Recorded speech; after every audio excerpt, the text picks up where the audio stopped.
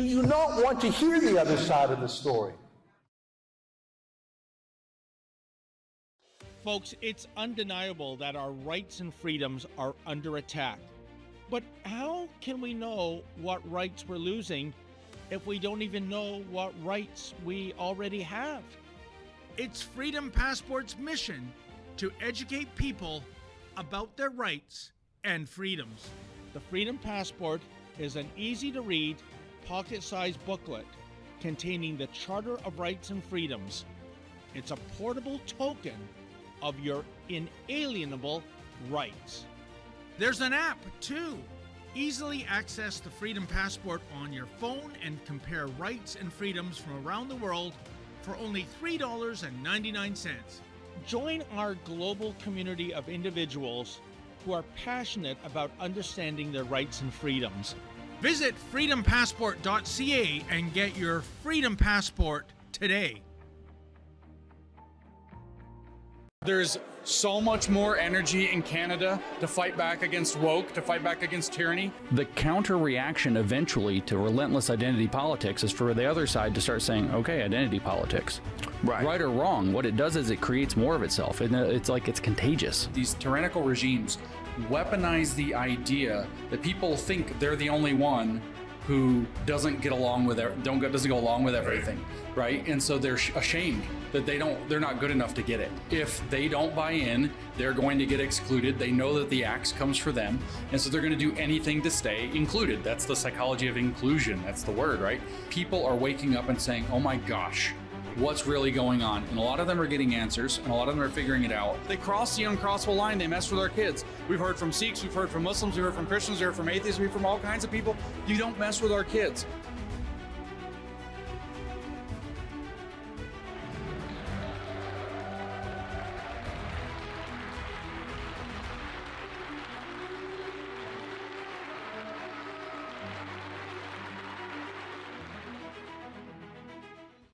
Justin Trudeau's new censorship law, Bill C-18. It's a shakedown and a desperate attempt to keep the mainstream media afloat. Many have already lost their ability to access our Facebook and Instagram pages. The blackout will soon affect every user in Canada. We've partnered with Private Internet Access, a VPN provider dedicated to safeguarding digital privacy. For just $2 a month, you can maintain your access to our content across all your devices at piavpn.com/rebelnews.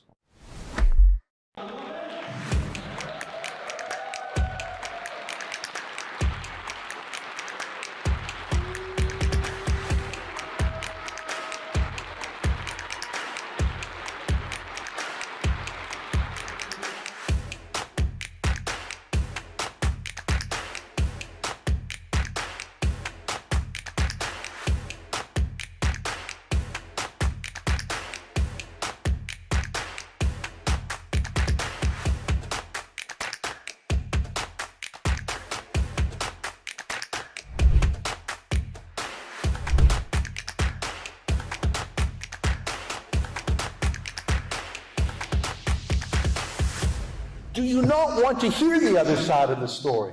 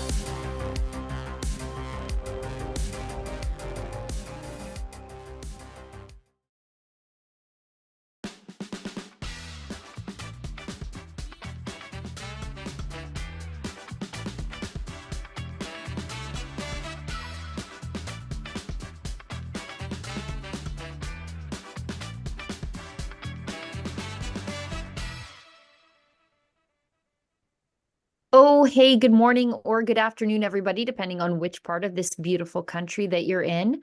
My name is Sheila Gunreed. I am the editor-in-chief here at Rebel News Network, and you are watching the Rebel Roundup. It's our weekly live show wherein, as the title suggests, we wrap up the week's news. We do it in an unscripted and interactive way. Our team selects the clips and topics for me to talk about. Some of them I haven't seen. I try to know all the comings and goings of the Canadian media landscape. That's part of my job, but some of them are new to me. So you might catch me reacting sort of with shock and horror off the fly, as I tend to do with so much of today's news. Now, I will tell you how you can get involved in the show. If you're watching us on YouTube, thank you so much for sticking it out on that censorship platform of YouTube. We don't want to abandon you over there, although YouTube has abandoned any semblance of free speech or impartiality over there. There are 1.6 million sets of eyeballs over there who subscribe to the Rebel News YouTube channel. So we value every single one of you. So we continue to broadcast there. But as I said, YouTube is a left-wing censorship platform. So you can't support us over there. But if you want to support us completely willingly, unlike Justin Trudeau makes you do with the mainstream media, just reaching into your pocket so that you can, I don't know, make sure that Rosie Barton lives a comfortable life over at the CBC. If you want to support us, might I suggest you migrate over to Rumble and Odyssey, two excellent free speech platforms, wherein you can do all the things you can do on YouTube, including engaging in a live chat, but you can do something else. You can put your money where your mouth is. If you want to support the work that we do here at Rebel News, on Rumble, you can leave a paid chat called a Rumble Rant. On Odyssey, it's called a Hyper Chat. And if it is over the $5 US minimum, I am henceforth obligating myself to read it on air. So make sure it's clever or interesting or funny or compelling, but don't let that be the bar for entry. For example, if you donate under that amount and we have time, normally I read them. But also sometimes we read the free chats too. We have our Rebel News team of, I was going to say web nerds, but that's not fair. They're pretty cool. But our Rebel News team often watches the live chats for interesting or compelling comments, and will send them to me on my little computer screen, and I'll read them on air. So that's it. Get talking, get chatting. And I want to get to you with news that just broke just before we came on air. The Hogue Commission report is out. For those of you who don't know, Justice Hogue and the Hogue Commission is actually the Foreign Interference Commission. And if you follow along with my work here at Rebel News, you know that I've been just deeply invested in the Foreign Interference Commission. I watched as much of the commission testimony as I could, including the brave testimony from Michael Chong and Kenny Chiu, who were targeted by the CCP for their freedom stance here in Canada and their stance for human rights. Justice Hogue has released her findings, and here's what she found.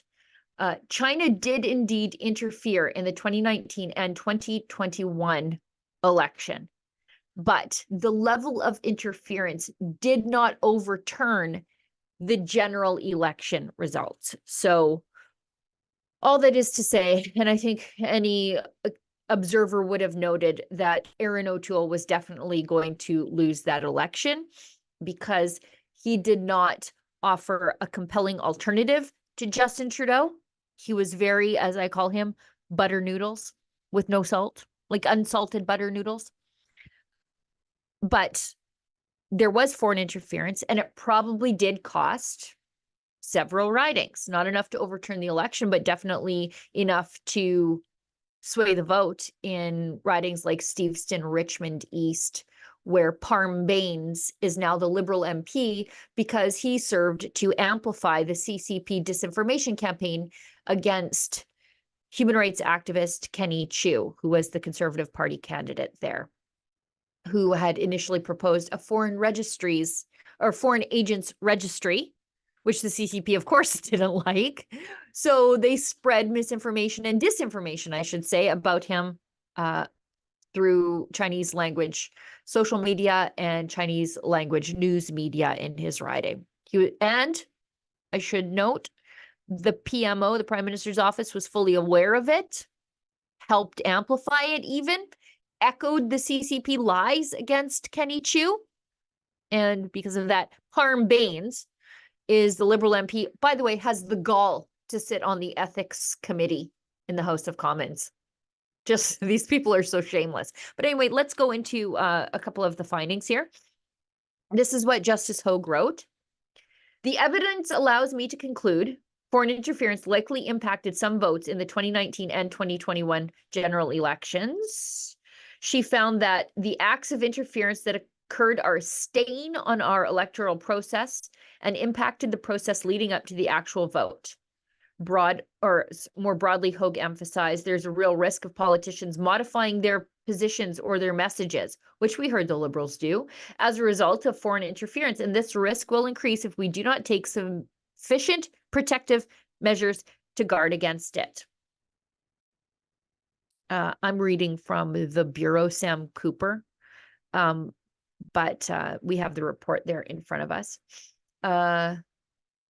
Hogue found that Liberal MP Han Dong's nomination in 2019 could well have been secured by covert support from Chinese international students who faced threats from Chinese officials. And that's a good point to make, is that, so again, if you didn't watch the commission as closely as I did, congratulations, you have a life. But I'm also paid to do this. And also, I find it very interesting because while I, off the top of the show, may have called other people nerds, I might be the nerd. The phone call of nerdiness is coming from inside the house. So what happened in Han Dong's riding is that Han Dong campaigned at a Mandarin-speaking private school where foreign students are, outside of his nomination riding, which is absolutely unheard of. You only have this many resources to campaign in a nomination. Why are you spending them outside of the riding? Well, he says, well, miraculously, all of those students live in the riding. Sure. And then on election day, a bus containing those foreign national Mandarin-speaking students turned up to vote in his nomination. Wouldn't you know it? Han Dong won. And that was a nomination for the Liberal Party because China wanted to make sure that their man got in. And subsequent to that, Han Dong was just, as a backbench nobody, meeting with Chinese consulate officials, talking about the two Michaels, and telling the consular officials, hey, do us a favor, do us a solid, keep those two innocent Canadians locked up until after the election, because if you release them, it makes the Conservative Party position on China look like the reasonable one. So the point I'm trying to make here is that those foreign students from China, obviously spoke Mandarin, they weren't willing participants in this scheme. It sounds like they were being threatened by the CCP also, like, hey, you guys better vote for Han Dong or we're going to send you home to China. And wouldn't it be terrible if something happened to your mom and dad back home? And also, if you are somebody attending a Mandarin-speaking private school in Canada, you are probably from a powerful CCP-linked family. But they were threatening them, which means, well, what do you think that they would do to you here? Right? And somebody like Kenny Chiu and Michael Chong.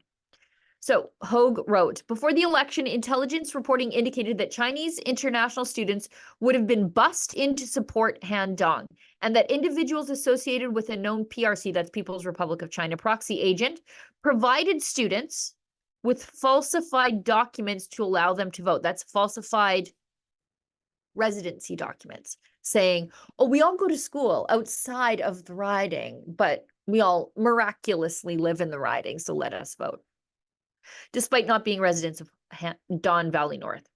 After the election, some intelligence indicated that veiled threats were issued by the PRC consulate to the students, implying that their student visas would be in jeopardy and there could be consequences for their families living in the PRC if they did not support Mr. Don.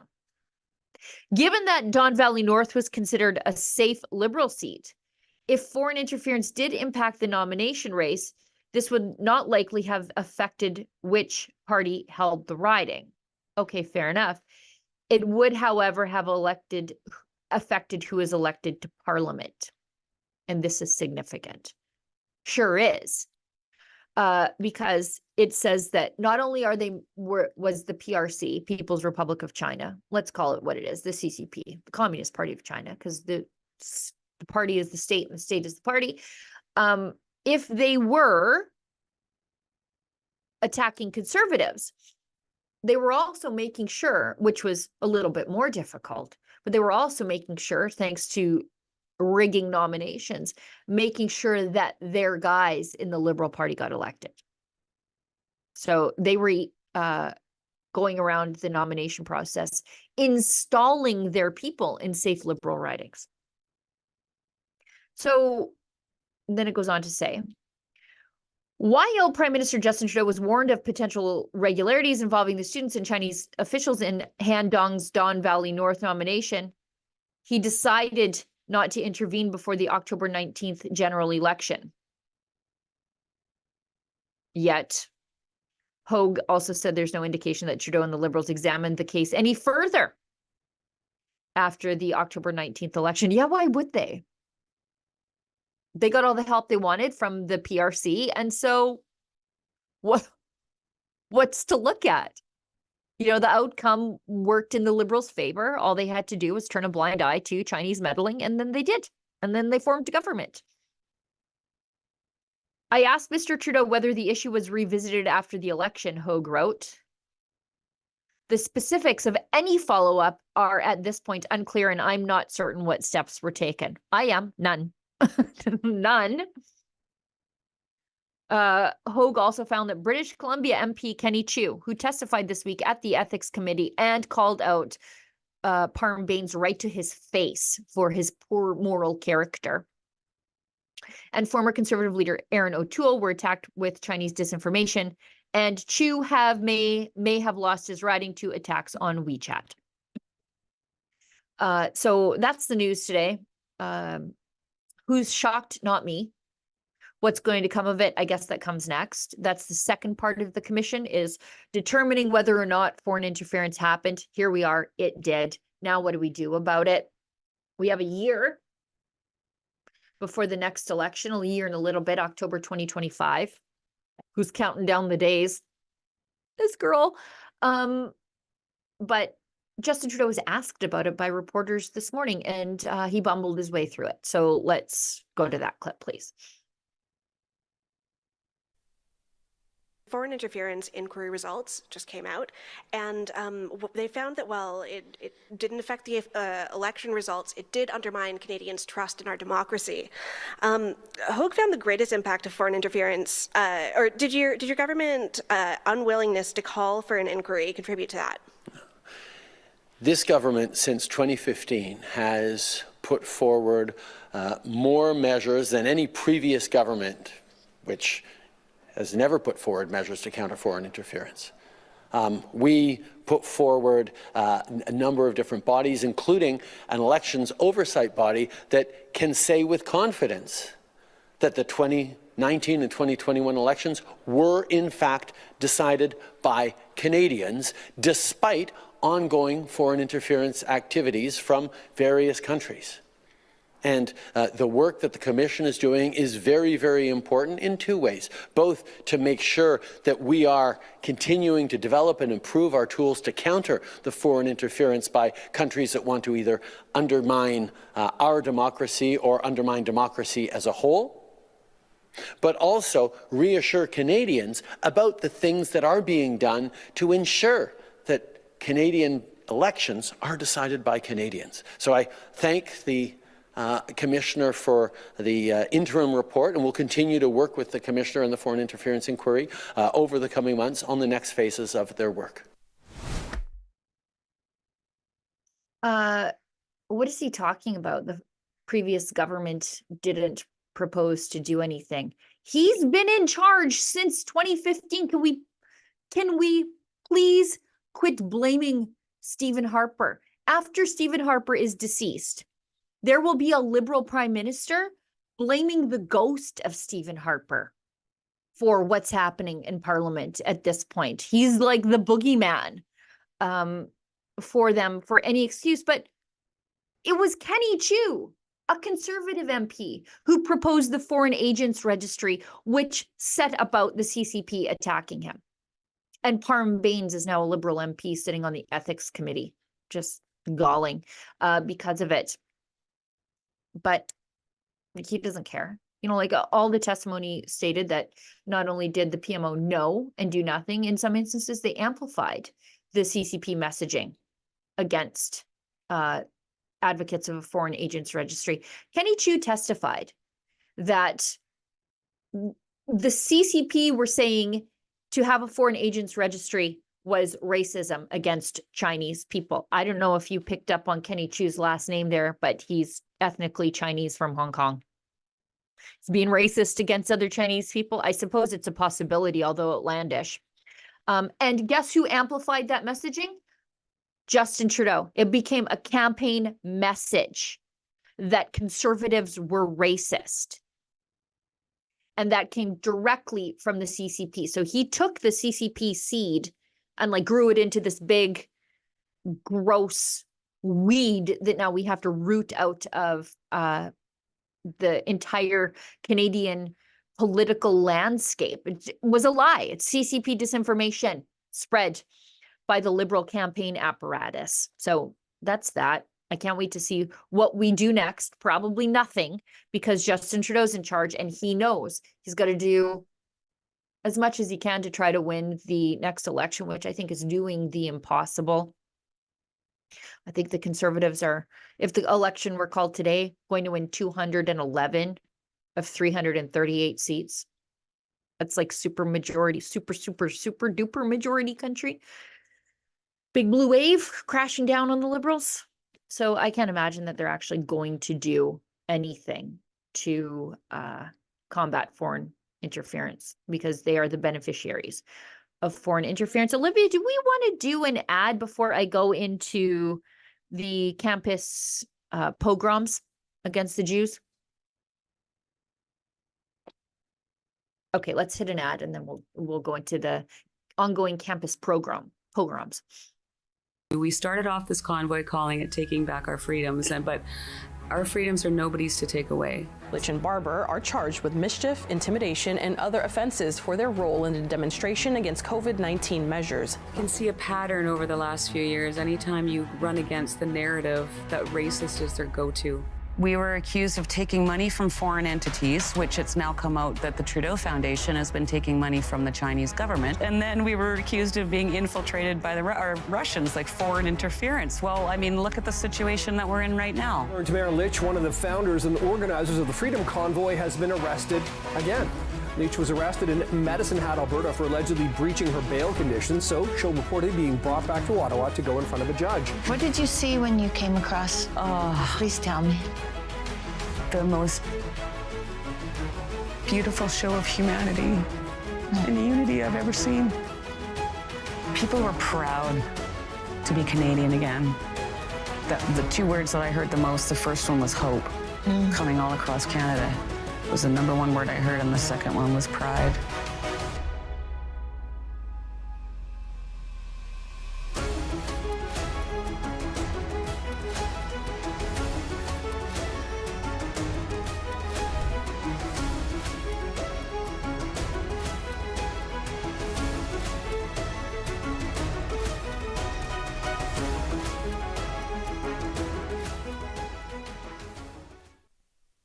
Why should you join Canada's National Firearms Association? We currently have one of the most aggressively anti-firearm governments in our nation's history, promoting fear and placing blame like never before. Our rights, freedoms, culture, and heritage, it's all on the line. But we are fighting back, and there is strength in numbers. We work within the law to change the law, to defend competitors, hunters, collectors, and other law-abiding firearms owners. We can get through this. We've done it before, and we'll do it again, if you are with us. Canada's National Firearms Association. Freedom, safety, responsibility.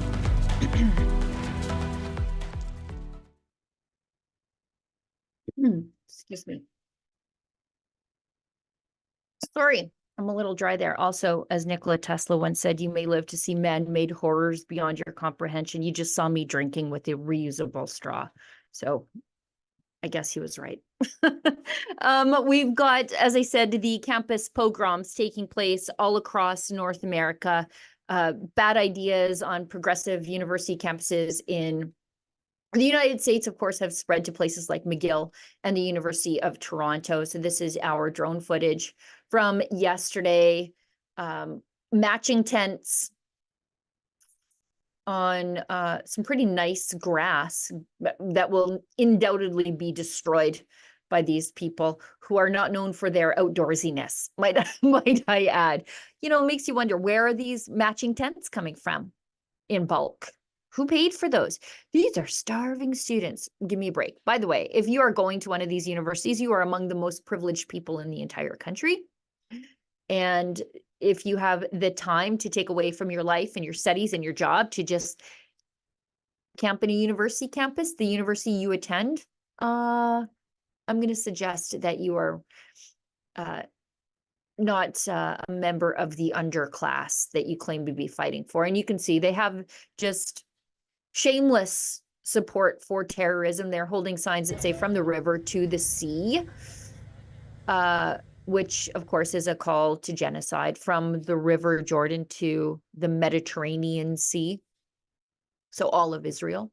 So, and when they say Palestine will be free, what they mean is free of the Jews, the indigenous people of the land. This is all, of course, as you know, in opposition to Israel defending itself in an existential crisis against Hamas post October 7th. They're calling for a ceasefire, but there definitely was a ceasefire in October 6th. Because on October 7th, Hamas and other terror-linked organizations attacked Israel unprovoked, killed 1,200 people in what is described as Israel's 9/11, and then kidnapped 240 other innocent civilians, including women and children. They used sexual assault as a crime of war against them, and they still refused to turn back their hostages. And what is different between Israelis and terrorists of Hamas is that Israelis value the lives of every single one of their citizens in such a way that they will launch an ongoing war campaign just to get their hostages back. It's a young population that values children and motherhood, and terrorists like those in Hamas are fine to use women and children as human shields. So that's where we end up in this battle, but also in a clash of cultures. And so progressives in the West have decided to do this weird Hitler Youth meets Occupy Redux meets Idle No More. And they've taken to university campuses. And we had our friend Efron, who does absolutely everything at this company. I think he's the hardest working guy in Canadian media some days, most days. And he was down at the University of Toronto, and he saw instructors, perhaps teachers, who were taking a class of students, like a field trip to the U of T. And the kids were doing the whole, like, you know, solidarity with Palestine garbage. If I were one of the parents of these children, the teacher better be on a leave of absence before I head down to the school, if you know what I mean. So let's show that video from Efron.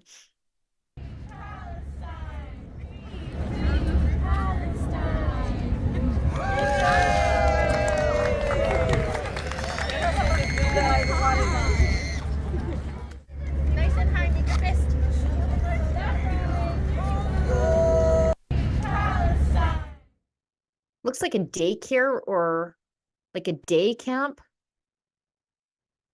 I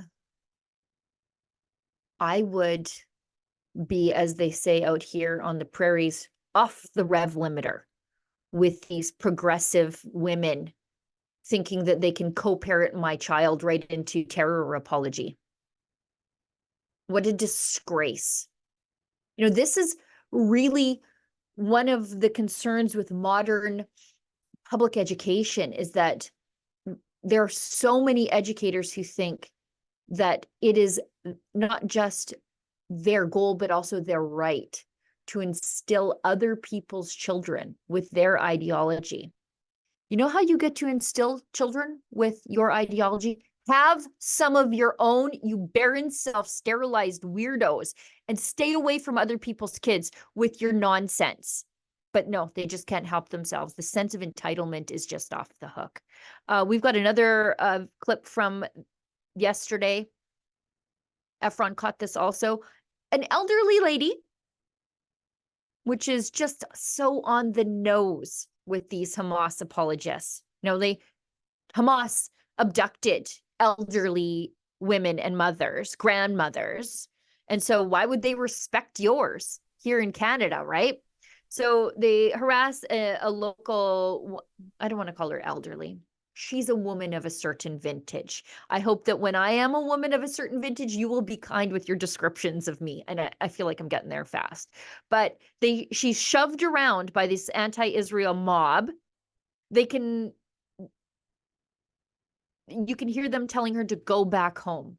Could you imagine? Okay, I'm old enough to remember when it was like a KKK slogan to tell Black people to go back to Africa. And yet these people perfectly fine in a public place saying, go back home, go back to Poland. Excuse me, racist psychos. Let's show this clip, just a little bit more of this lady being mobbed.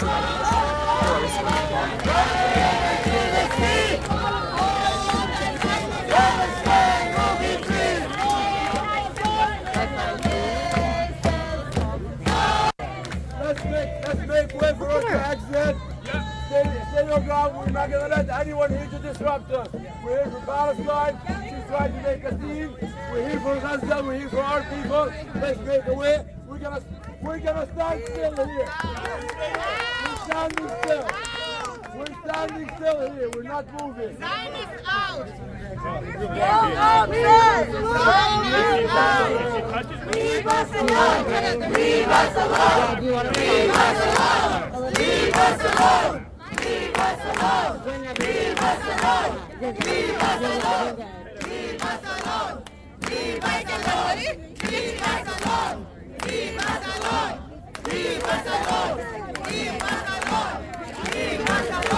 Leave us alone. Leave us alone. Leave us alone. Leave us alone. Leave us alone.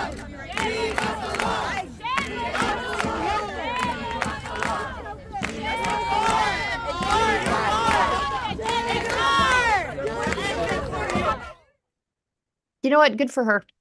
She stood her ground. She refused to be bullied by these maniacs. Did you see that sign they're holding right beside them? By any means necessary. Oh, really? What means? Rape? Murder? Butchery? Abduction of babies? Killing of babies? Of course, by any means necessary. Good for this lady, though, who refused to be intimidated by these jerks. Professional hobos. We've got another one. University of Toronto's anti-Israel encampment after dark. There was a 10 p.m. deadline from the school to vacate the grounds. So let's show that.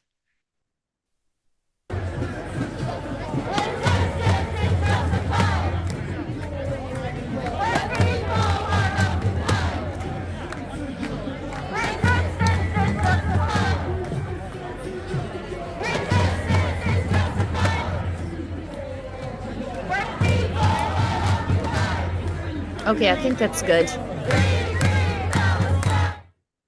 I think that's good. Kudos to Efron for putting in what must have been a 20-hour day yesterday. Mostly out there by himself, with these apologists for just the most appalling sort of political violence you've ever seen. And I've spoken to people who have seen the footage, and I think it has damaged them in a way that you can't even imagine. But yeah, they don't care. I mean, and the university is private property, I guess, technically speaking. Where's Justin Trudeau on this? Like I said, we've got the Hitler Youth 2.0 doing campus sit-ins and intimidating Jewish students on campus.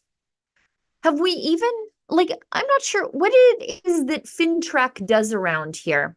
So remember how quick Chrystia Freeland, who, by the way, in that Trudeau clip this morning that we showed you, after the show's over, go back and watch. Just her little, like, bobblehead just jerking around over there. She's like one of those inflatable waving dancey guys, just beside Justin Trudeau, just freaking out every time he talks. But remember how quickly they froze the bank accounts of anybody who gave $20 to a trucker?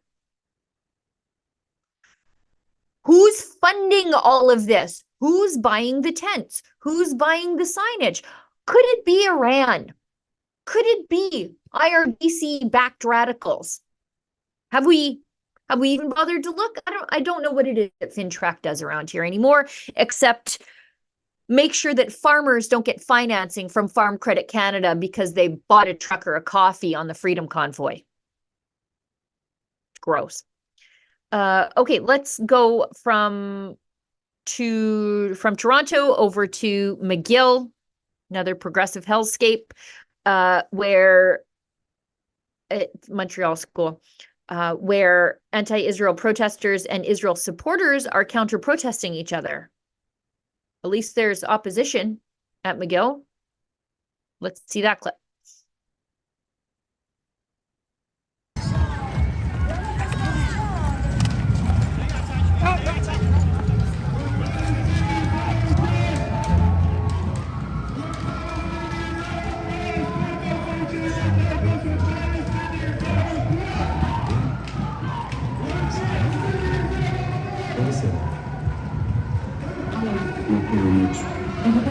Why are you provoking? Provoking? Yeah. Why are you provoking? No, I was watching. I was asking. I saw you. They attacked me. You provoked. No. They attacked me. So you think that your son is not I know provocation? you. I know you very well. So you are a Zionist. I know you very well. No, I'm sorry, I'm not.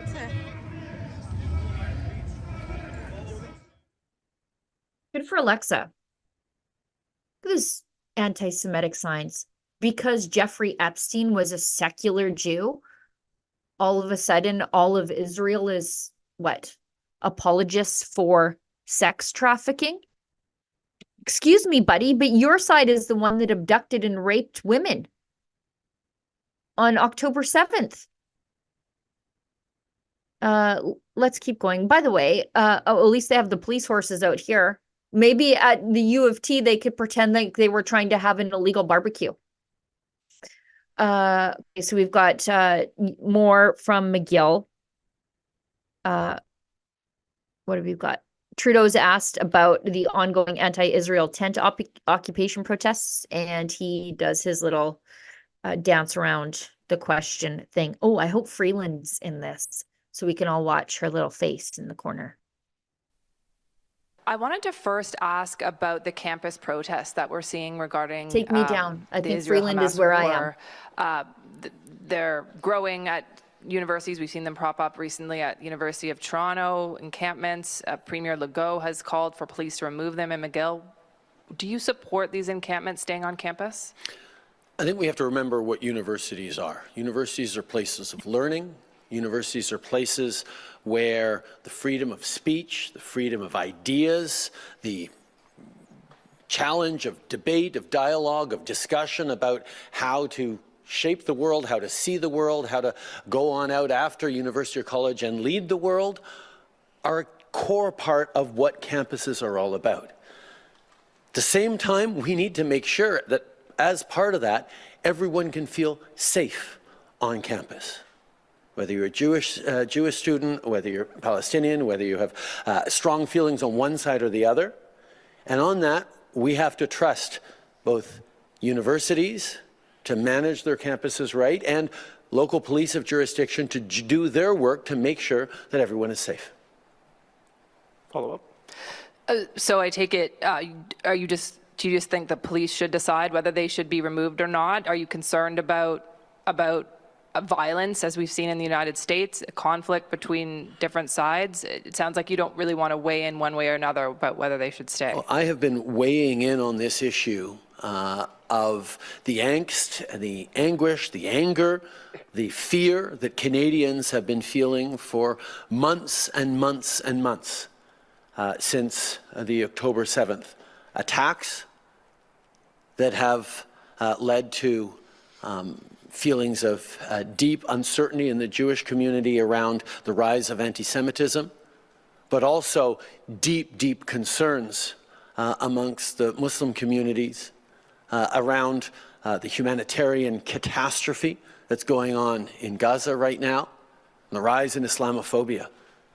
These are things that are challenging for a diverse and pluralistic society like Canada to deal with, but we must, and we do that through conversations, we do that through making sure that everyone is protected, that laws are enforced, that people take on their responsibilities to create spaces for conversation in which everyone can feel safe. And nowhere is that more important, that everyone can feel safe, having a full range of conversations and debate and dialogue and challenges than on university and college campuses. It's like he was assigned a book report of like 1,200 words, but he didn't read the book. And so he's just talking but he doesn't actually say a thing. He's having conversations. What does that mean? We're having dialogue. Okay. What does that mean? We're going to make sure the laws are enforced. Argue? When? Where? Then he goes on to prattle on about Islamophobia. This has nothing to do with Islamophobia. Jewish students are being intimidated on campus.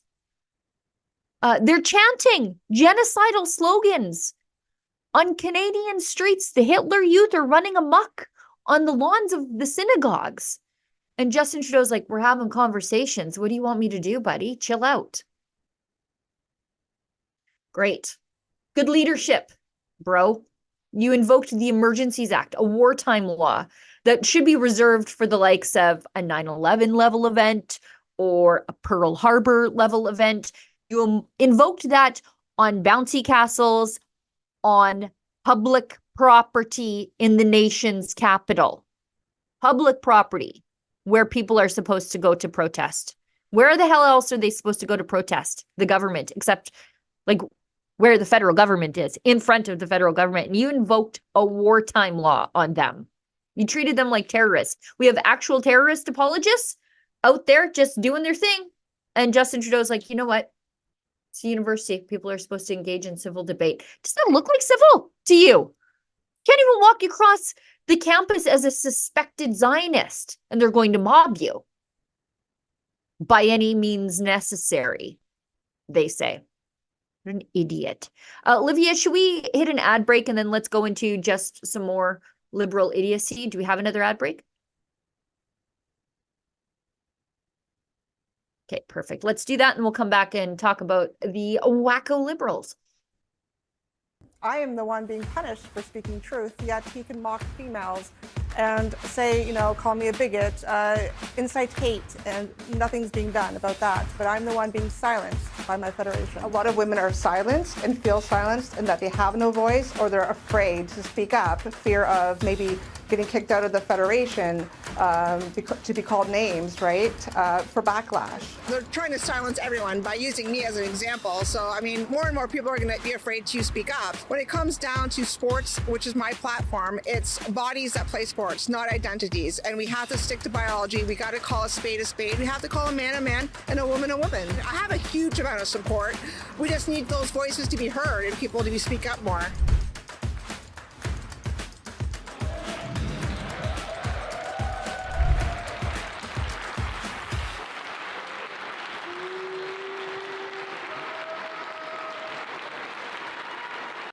Folks, it's undeniable that our rights and freedoms are under attack. But how can we know what rights we're losing if we don't even know what rights we already have? It's Freedom Passport's mission to educate people about their rights and freedoms. The Freedom Passport is an easy-to-read, pocket-sized booklet containing the Charter of Rights and Freedoms. It's a portable token of your inalienable rights. There's an app, too. Easily access the Freedom Passport on your phone and compare rights and freedoms from around the world for only $3.99. Join our global community of individuals who are passionate about understanding their rights and freedoms. Visit freedompassport.ca and get your Freedom Passport today. The NDP Trudeau carbon tax on the farmer who grows the food and the trucker who ships the food is a tax on all who buy the food. Now they want to quadruple the tax. I'm Pierre Poilievre. I'll axe the tax so you pay less and bring home more. Okay, so let's go into Trudeau's Liberals being absolute wacko. And the reason I'm using that phrase is because the Liberals have specifically said it is not a phrase they want to hear. Like when you call them corrupt, they also don't want to hear that. They also don't want to hear, what is the other one? Arrive scam. They're like, please call it Arrive Can. No, it's a scam and you are a wacko. And you may think that you can tone police Parliament, but you can't tone police the regular people, although they're trying with all their censorship laws. So let's go into how the term wacko has come to be part of common parlance of the Canadian right. Let's show this clip of Speaker Greg Fergus, who's supposed to be impartial.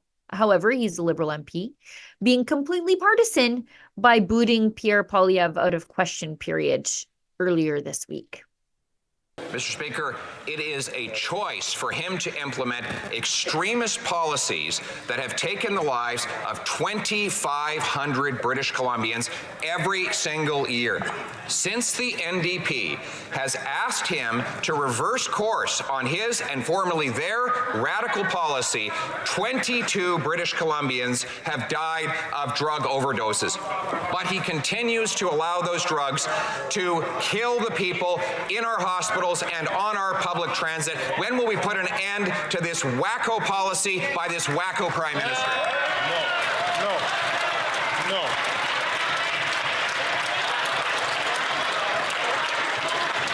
That is not there are a couple of things which are going on here today, which is not acceptable. And I ask all members, please, to keep themselves, to control themselves. I'm going to ask two things. One, I'm going to ask the Honourable Leader of the Opposition to withdraw that term, which is not considered parliamentary. Mr. Speaker, I replace wacko with extremist. He is an The Honourable Member to please. I'm going to ask the Leader of the Opposition once again to just withdraw that comment, please. And I'll invite the Honourable Member.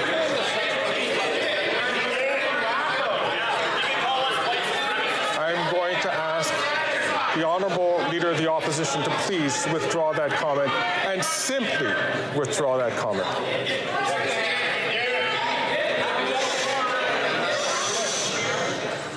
I'll replace it with radical Baptist policy. I am not asking to replace. I'm asking the Honourable Member to just simply withdraw. Mr. Speaker, I replace the word wacko with extremist.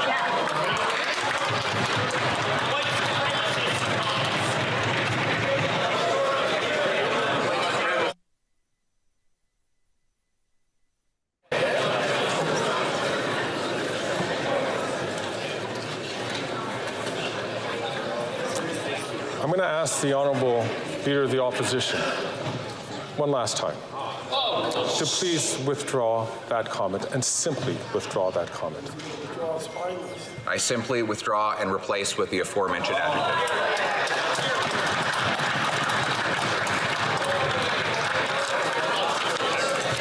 Mr. Poilievre, I have to name you for disregarding the authority of the chair.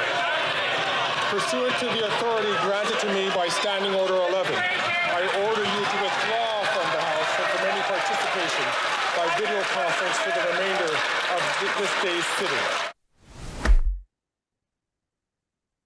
You know, as Greg Fergus, I've seen that clip 1,000 times. I can't get enough of it.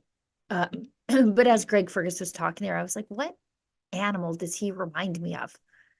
And then I was like, a tree frog? Like the way he's, I know this is not the point of all of this, but as he's standing there, like the whole upper part of his head doesn't even move. Like he sort of looks like a chameleon, like the lizard, if you look dead on. But there was nothing unparliamentary about that language. The Liberals swear in the House of Commons all the time. Justin Trudeau is out there elbowing people, calling people a piece of excrement, and I'm cleaning up my language for the sake of our viewers at home. The Liberals call the Conservative names all the time, unparliamentary language, but to accurately describe Justin Trudeau's drug decriminalization policy as wacko, that's what got Poilievre tossed out, and it became a complete and total win for the Conservatives, by the way, because the Liberals don't even understand how social media works. If you go to their X accounts, that much is clear. It became a complete and total viral win for the Conservatives. And by the way, if you want the shirt that the Liberals don't want you to have, go to trudeauiswacko.com or the Rebel News store at rebelnewsstore.com. You can get yourself a Trudeau is Wacko t-shirt. I love it because it looks like he's been declared wacko, like with the stamp on it. So and it's $39 and free international shipping. So get yourself one of those. It's the shirt the Liberals don't want you to have, saying the thing the Liberals don't want you to say. Fight censorship one t-shirt at a time at trudeauiswacko.com. Let's keep going because that all was based around Justin Trudeau's support for drug decriminalization, which has ended in death, decay, and destruction in British Columbia. Thankfully, in Alberta, we're choosing a different path forward. We believe in the dignity of the individual and the potential of human beings to find a way to be clean. We will not enable our people into the grave, because behind every dead drug addict is a family. And so we are not taking that road. Thank you, Danielle Smith, our premier. But Trudeau was asked about his support for taxpayer-funded heroin, meth, and other hard drugs, because it's significant enough now in British Columbia that even BC Premier David Eby, who was in favor of this policy, who pushed this policy, he is now saying, we need a mulligan. I am now opposed to my very own policy, and I want the feds to help me roll this all back. So Justin Trudeau was asked if he would roll back his policy by a member of, I think it was the mainstream media, who are starting to finally do their jobs in the dying days of this government. So let's watch that clip. Health Canada is reviewing BC's request for a ban of drug use in public spaces. Given how serious the problem is, how urgent is it for that request to be approved? We have, from the very beginning, worked closely with the government of British Columbia as they wanted to move forward on a pilot project. We've continue to work with them as they are asking to modify that pilot project. We will do so in alignment with them and work with them on making sure that it's done right. This is a serious crisis faced by communities and individuals right across this country. We're always going to be there to work in responsible, fact-based, compassion-grounded ways on this public health crisis as a public health crisis in ways that are right for every jurisdiction and led by every jurisdiction. What? So the jurisdiction of British Columbia is trying to lead on this now, trying to like pull a 180, and they're not getting any help from the feds. And while they're not getting any help from the feds, people are dying. You know, imagine during the HIV crisis, if you were just giving people needles, dirty needles. That's what the Liberal government is doing right now with the opioids. I don't understand it. I don't like, this is an easy win. You could say, okay, BC wants our help to change course. We're going to do that. We're a government that listens. They don't even listen to their own side on this. We're not saying they have to be Alberta on this issue, but perhaps recriminalize doing drugs in a park where little kids are playing would be helpful. Nope. There's Justin Trudeau just hanging on to this failed policy like a millstone around his neck, sinking to the bottom of the lake. Couldn't happen to a nicer guy, I guess. Also on the Liberals being wacko, they're building a monument. I am dying to know how much this thing is going to cost. Which reminds me, just make a note for myself right now, file an ATIP on this bad boy. Seamus O'Regan, one of the dumbest members of the Trudeau caucus, and that is saying something because he is in caucus with Yara Sachs and Trudeau himself. Okay, so Seamus O'Regan tweets, for those of you who aren't blocked, Canada will be home to the first national 2SL LGBTQI+. They forgot the A. Someone is going to be mad. The agender, asexual people, are going to start writing you letters, Seamus, you bigot. Anyways, they're making a monument. The first one in the world. No, we won't go back. Where are they making it? He doesn't say. When it will be started, he doesn't say. When it will be completed, also, who the hell knows? Why does it look like that? What is that supposed to symbolize? A circle with a cylinder pointing out of it? Like, stop. Stop. I'm jumping to conclusions. My brain is full of jokes I shouldn't tell on air because of this artist's rendition of the monument to 2SL LGBTQI no A plus monument. Where's it going to be? I don't even know. I have no idea. But congratulations, Canada. Our descent into international mockery continues thanks to the Liberals. I must find where this thing is going to be. They're probably going to put it someplace like Moose Jaw to try to colonize it with Liberal ideas, which it will be vandalized within a day. I can't wait. I just, what a joke we are. We're not a real country, are we? Or at least we are a loose conglomerate of many different cultures held together by the loose thread of federalism. But as an Albertan, I look at this and I think, it's got nothing to do with me. It's a foreign land. It's got nothing to do with me. Okay, we've got one more thing on the list, and then I think I got through everything, and then we'll do the chats. So this from Rebel News this morning. Our friend Roberto, I believe, wrote it up. Over half of Canadians say freedom of expression is under threat, according to a new Leger poll. Yep. Of those intending to vote Conservative in the upcoming federal election, 76% expressed concern over the state of free expression in Canada. Now, that might be, obvious that Conservatives worry about civil liberties and free speech. The survey indicates that 60% of respondents in general believe that freedom of expression is under threat.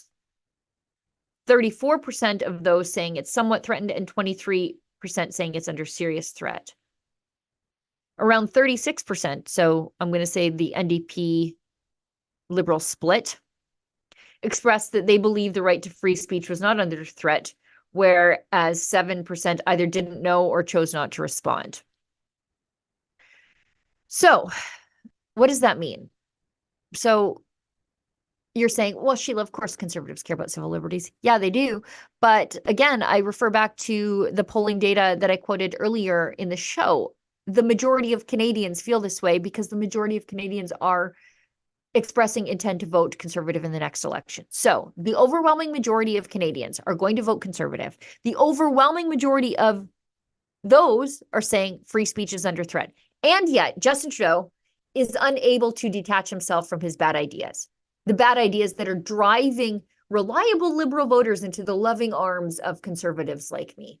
Get on over here, you big lugs. So, I don't know. Do you think Justin Trudeau is going to back off any of his censorship?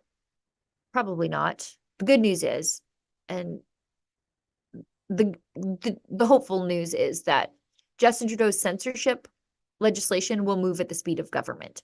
So his latest act of censorship, the online harms bill, it will surely pass and at breakneck speed. But it requires the ramp up of, I think, 3 separate bureaucracies to enforce it. And that will take some time for the government to do that. And so I can't imagine that it will be in place before the Liberals lose the next election. So that's the good news. But the bad news is that we are under the constant threat of censorship, both government imposed and passive. Thank you, YouTube. So that's that. I think that takes us really to the end of the show with 3 minutes to spare on my side. Look at that. Let's hit a couple of chats here. And then I think we'll button everything up and we'll encourage everybody to tune back in next week at the very same time. So we've got a couple of chats here. Do we not? Am I missing one? Ryerson Gary says to me, after donating $5 to the cause, thank you so much, Gary. Looking forward to seeing you live in person next Friday and Saturday at both Rumble and Rebel events in Toronto. Yes, we have Rumble Live on the 10th and then Rebel News Live, as you saw in a couple of ads in the show here on the Saturday. I think there's still tickets available for both, I believe. So you can go to rebelnewslive.com to get your tickets for the Saturday event. And then I think it's, what's the URL for the Rumble one again?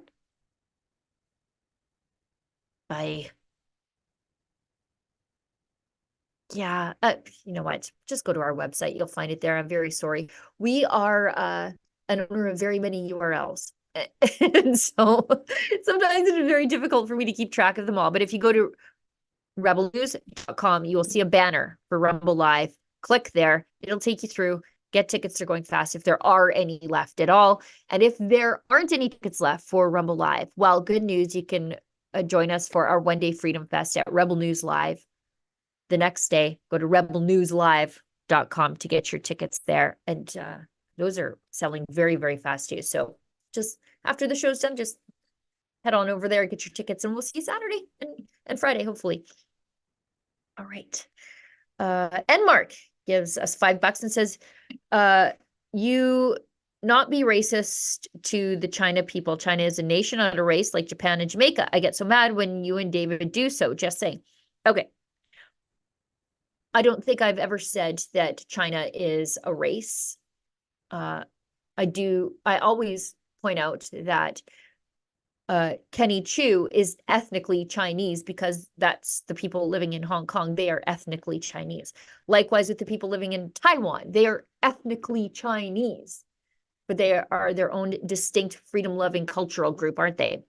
So that's why I point that out. And so that's why I say it's completely ridiculous for Justin Trudeau to say that it is racist to Chinese people for an ethnically Chinese person like Kenny Chu to say, we need to make sure the Chinese state is not meddling in Canadian politics.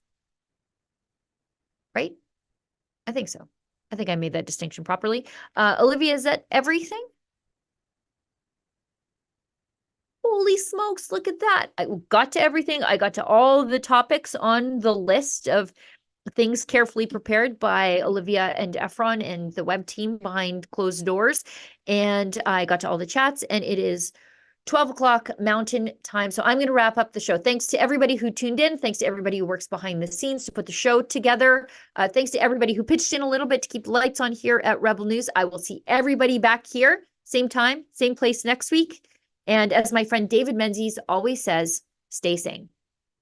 The purpose of everything I do is simply to create awareness about what I consider to be the greatest child abuse scandal in modern medicine history, which is the business of telling children that they were born wrong, that they need to be something they're not, and then giving them puberty-blocking drugs, cross-sex hormones, and even surgeries in a fruitless effort to change their sex, based on the lie that they'll never find true happiness unless they try to modify their body. I travel all across the world raising awareness about what I consider to be the greatest child abuse scandal in modern medicine history.